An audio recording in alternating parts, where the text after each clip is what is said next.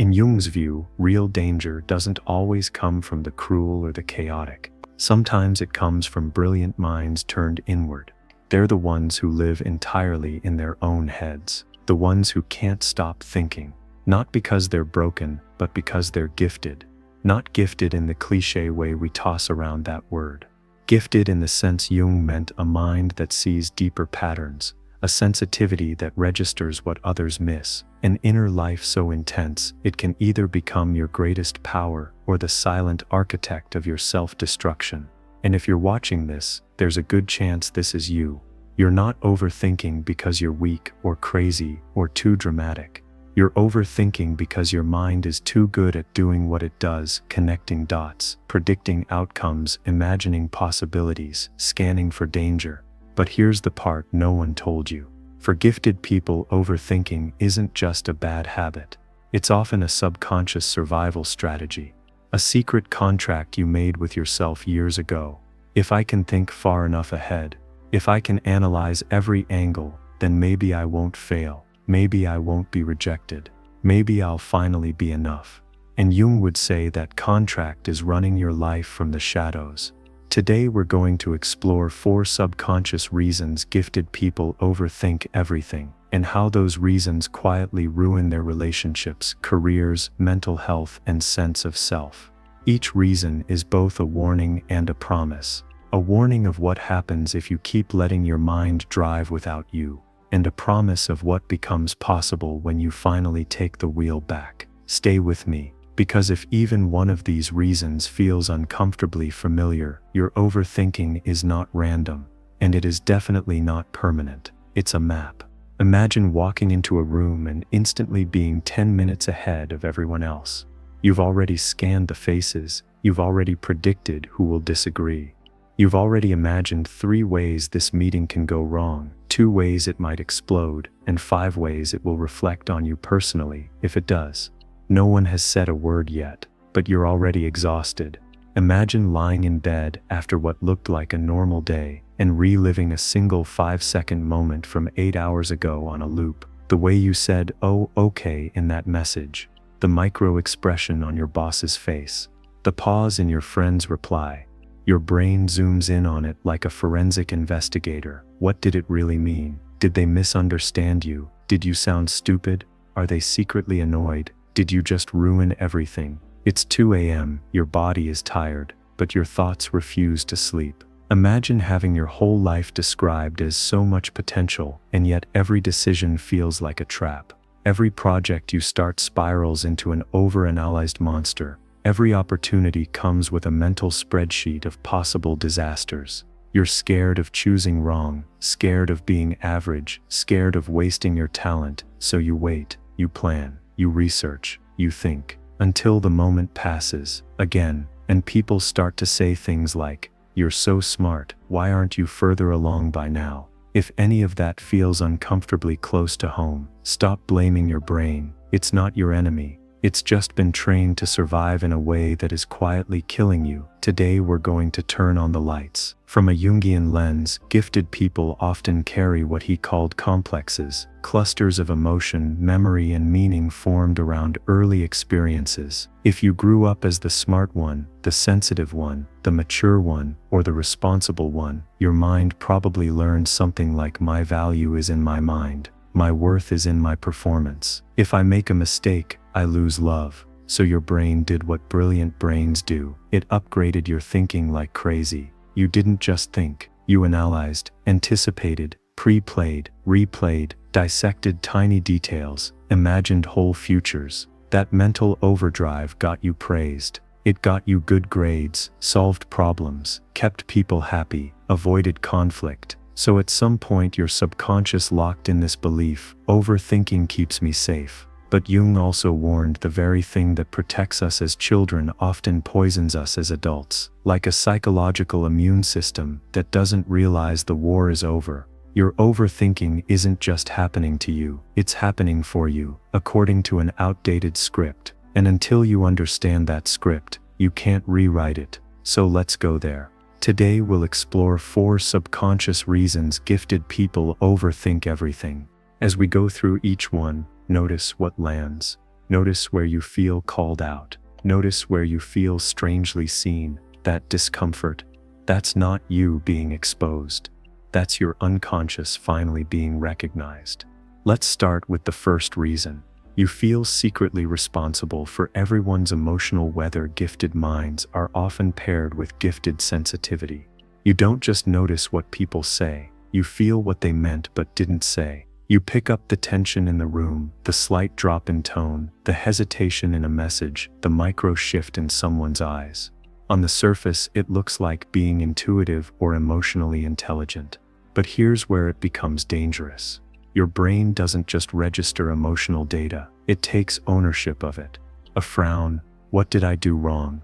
A short reply, they're probably mad at me. Silence, I must have disappointed them. Somewhere along the way, you absorbed a silent rule. If someone is upset, uncomfortable, withdrawn, or disappointed, it's my fault, and it's my job to fix it. Maybe you grew up in a home where adults were overwhelmed or unstable, and you learned to read their moods to stay safe. Maybe you were praised for being so understanding, so mature, so easy to talk to. Maybe you were the peacekeeper, the therapist friend, the emotional shock absorber. So your mind turned into an emotional radar, constantly scanning. Did I say something wrong? Did they take that the wrong way? Should I have phrased it differently? Are they okay? Are we okay? And every tiny signal triggers a mental investigation. You replay the conversation. You analyze tone, punctuation, timing. You pre-write your next message in 10 different ways to minimize the chance of misunderstanding. It feels like you're just being thoughtful. In reality, you're carrying a crushing level of false responsibility. This is why you overthink texts. This is why a neutral email ruins your day. This is why any hint of conflict sends you into mental overdrive. Your brain is not trying to torture you. It's trying to keep you from being emotionally exiled. But here's the cost. You can't relax around people. You rarely say what you truly think. You apologize for existing. You contort yourself to keep everyone calm and then secretly resent them for it. Over time, your relationships become performance. You're not connecting, you're managing, and the more capable your mind is, the more detailed your internal simulations become. You don't just think, they might be upset. You imagine entire monologues of what they're probably thinking, feeling, deciding about you. Jung would say, your feeling function has been hijacked by a complex. Instead of using your emotional sensitivity to build genuine intimacy, you use it to scan for danger and prevent abandonment. So you overthink, not because you like drama, but because your nervous system learned, if I can see it coming, maybe I won't be left. Reason 2, your perfectionism is a disguise for old shame. Most gifted overthinkers don't walk around saying, I feel deep shame. They say things like, I just have high standards. I don't want to embarrass myself. I'm not ready yet. I'm just being realistic. But underneath that language, there's often a much older sentence. If I'm not exceptional, I'm nothing. Maybe you were the kid who got praised when you performed and ignored when you didn't. Maybe you were compared to others, you're the smart one, and felt you had to keep earning that title. Maybe love came with conditions, good grades, good behavior, achievements. So your mind made a brutal equation. Mistake equals sign humiliation. Imperfection equals sign rejection. Average equals sign invisible. Overthinking becomes your internal quality control department. You rewrite emails 5 times. You rehearse what you'll say before every conversation. You don't just plan a project, you mentally scan for any possible criticism, flaw, or gap. You think you're doing due diligence. But notice the emotional tone. It's not calm planning, it's panic in a business suit. You're not just asking, how can I do this well? You're asking, how can I do this in a way that no one can ever see a flaw in me? So you delay starting until you feel ready.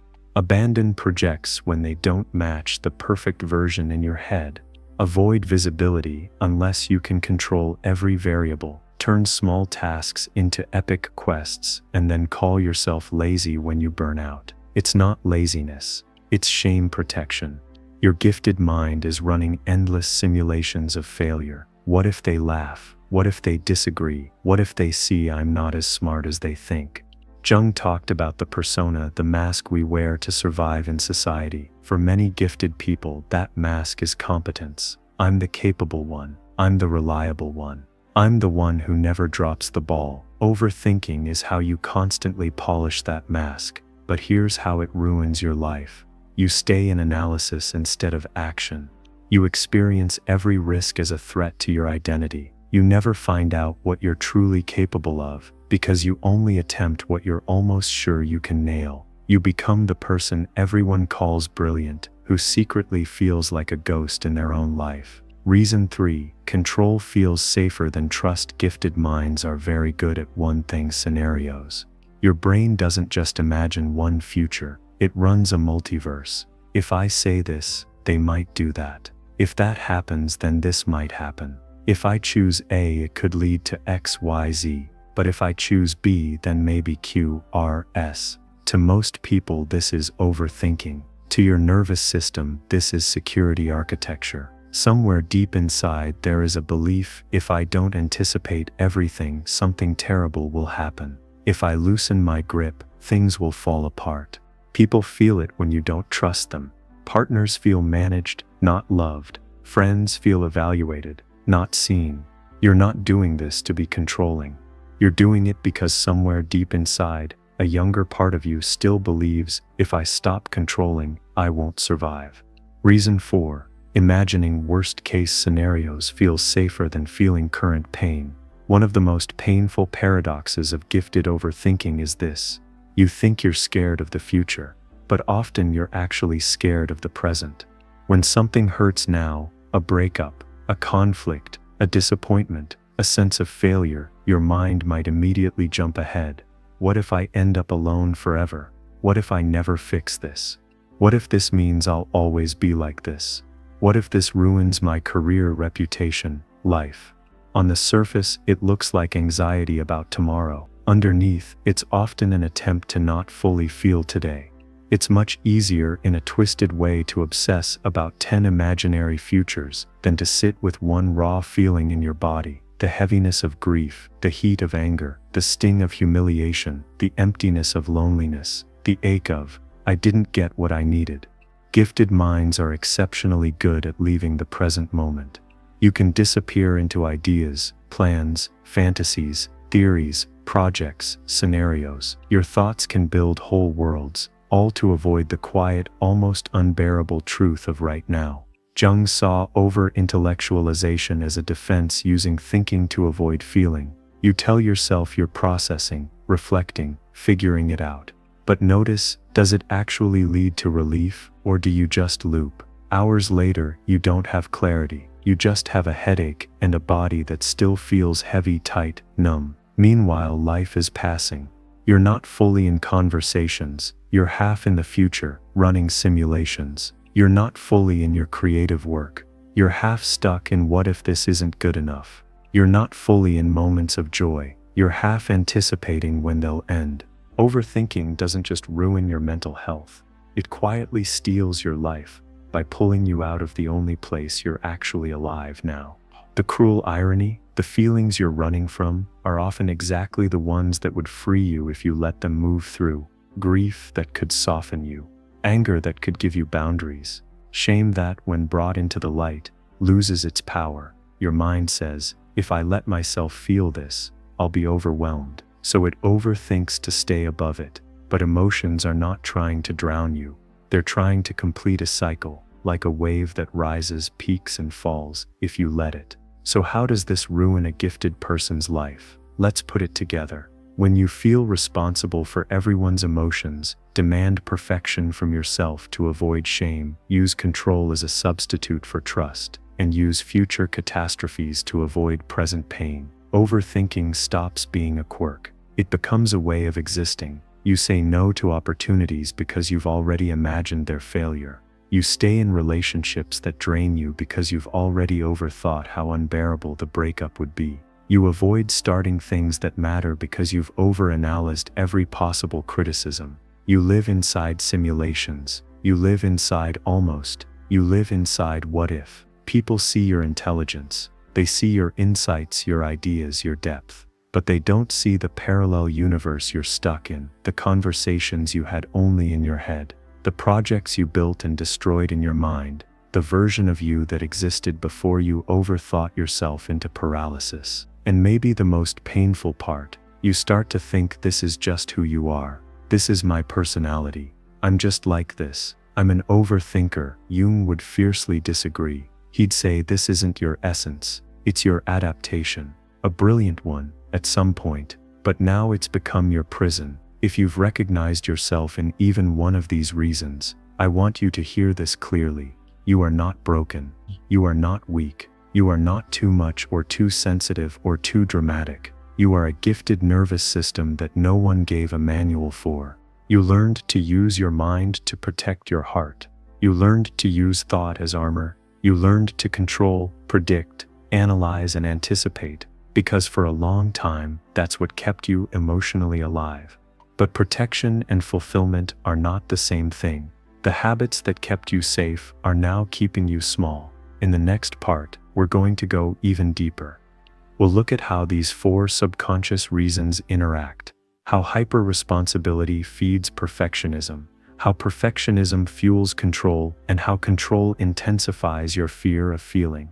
We'll explore the hidden rewards your brain gets from overthinking, the payoffs that make it so hard to stop. And most importantly, we'll begin mapping concrete shifts, how gifted people can stop letting their mind ruin their life without shutting their mind down. Because your goal is not to become someone who doesn't think much. Your goal is to become someone who can use their mind on purpose instead of being used by it. Someone who can think deeply when it serves them and then set the thought down. Return to their body, return to the present, return to their actual life. If that's a future you want, stay with me. In the next chapter, we'll start turning this overthinking from a prison into a power. You've seen the roots of your overthinking, but now we need to look at something deeper, the part no one ever talks about. Because behind the anxiety, behind the scenarios, behind the impossible standards, your mind wasn't only trying to keep you safe, it was trying to give you something sacred, something you didn't even know you were missing.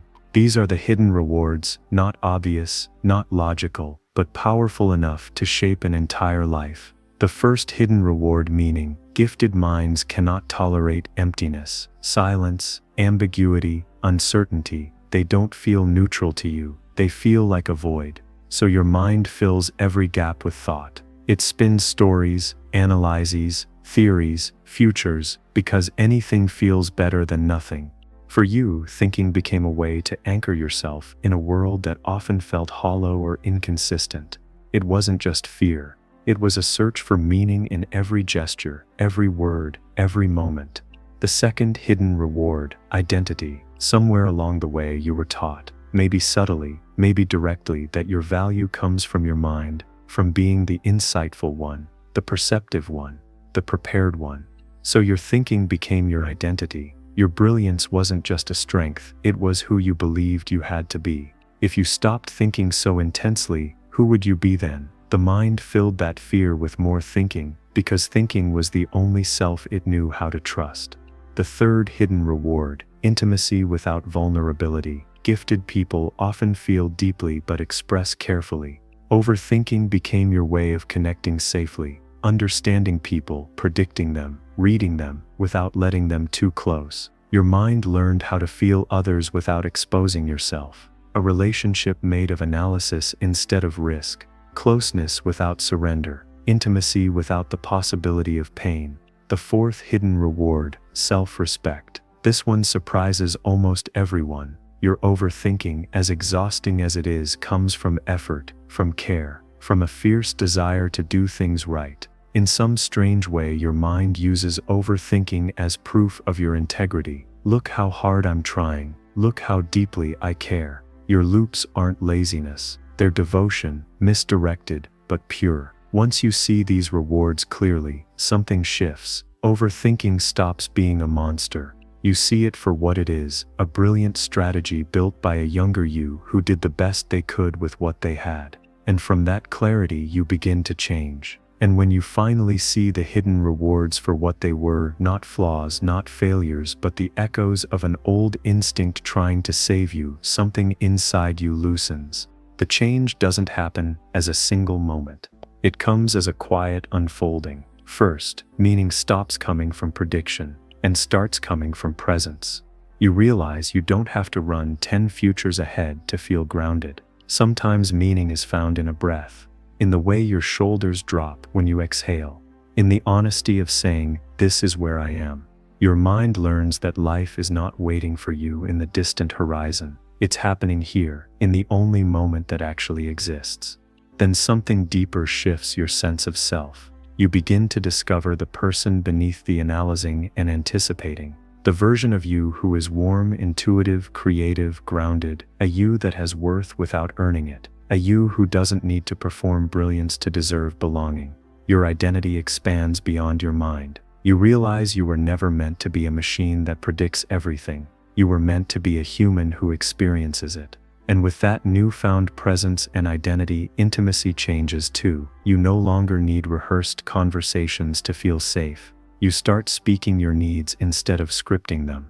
You show people your unfiltered thoughts, your real tone, your actual emotions, and they don't run, they come closer. Because for the first time, they're not meeting the version of you your mind edited, they're meeting you. And then, almost without noticing, you stop proving your worth through exhaustion. You begin treating yourself the way you once treated everyone else, with consideration, care, space, and respect.